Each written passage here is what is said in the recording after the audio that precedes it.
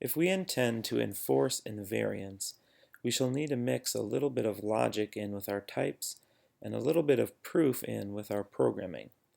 It is worth taking some trouble to set up our logical apparatus to maximize the effort we can get from the computer and to minimize the textual costs of proofs.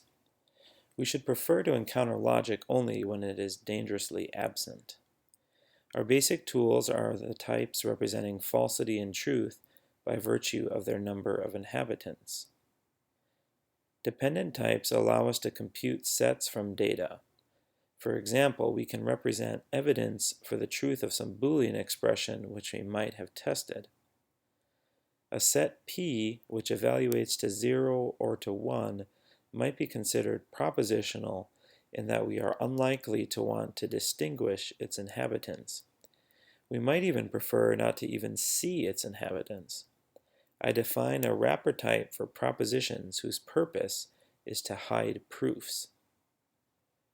AGDA uses braces to indicate that an argument or field is to be suppressed by default in program texts and inferred somehow by the type checker. Single-braced variables are solved by unification in the tradition of Milner. Double braces indicate instance arguments inferred by contextual search.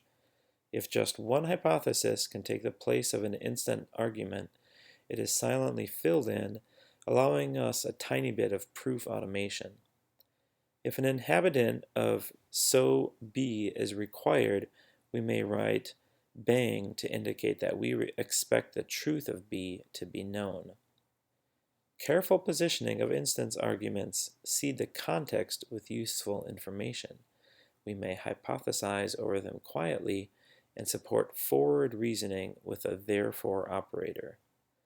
This apparatus can give us, the traditional conditional, a subtly more informative type. If ever there is a proof of 0 in the context, we should be able to ask for anything we want. Let us define magic using AGDA's absurd pattern to mark the impossible instance argument, which shows that there no value need be returned. For example, instance arguments are not a perfect fit for proof search. They were intended as a cheap alternative to type classes, hence the requirement for exactly one candidate instance. For proofs, we might prefer to be less fussy about redundancy, but we shall manage perfectly well for the purposes of this paper.